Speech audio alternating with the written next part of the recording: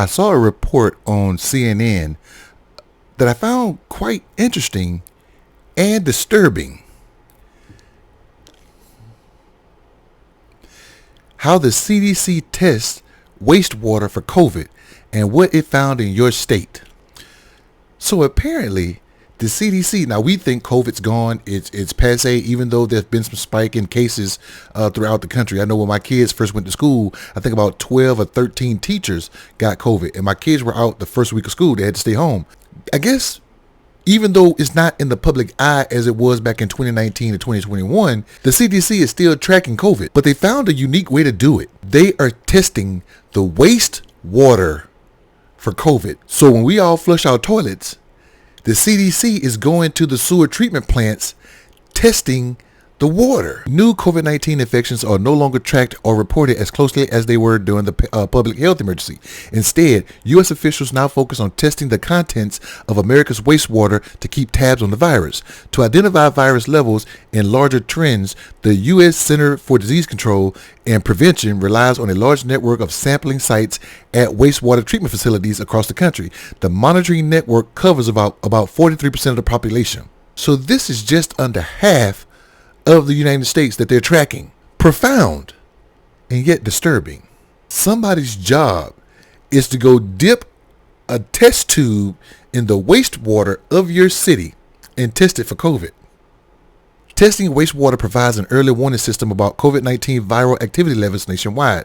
The most recent data as of September 21st shows that the levels in the United States decreased over the previous week and is categorized by the CDC as high. Select a state to compare with the national trend. So if you scroll down here, so right now California is selected automatically. Looking at the trend, you'll see the gray line is the U.S. average, and California line is, I guess it's 3.50. So they are below the average. Now, if you select the state, I mean, I'm in Alabama, so let's go to Alabama.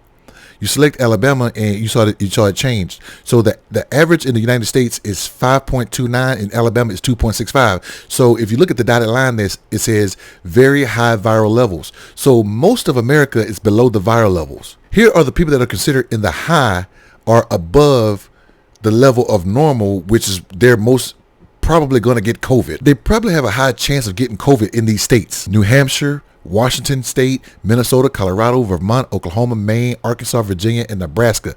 They're at the high category. And here are the people that are in the high range. Pennsylvania, Delaware. You can pause this video to take a look at it, but I'm just going to scroll through so you'll know if your state is high, moderate, low, whatever. So just take a look at these states that are in the high as far as getting COVID and where they're trending. So I think this blue line is they're trending down, in places like places like Mississippi is trending up. But here are the places that are in the low areas: Alabama, Texas, Michigan, Georgia, Hawaii, New Jersey, and New York. New York says minimal. So New York here, the average is 5.29 and the New York is sitting at 1.04. So they're very minimal. And being that New York is a very high density, high populated area, for them to be at 1.04, I guess that's great for the state of New York. So the government is tracking COVID because, again, I would say this. Now, no disrespect to Trump and his administration, but I think what Biden said was, hey, we are not going to get caught up with this COVID thing. It is not going to tarnish my legacy. So CDC, get your ass out there and start testing poop water to make sure that COVID levels stay low. And then I would say this. I think states are also saying, hey, I'm not going to have my state get caught up in a COVID pandemic. So get your ass out there and test the poop water. What do you think?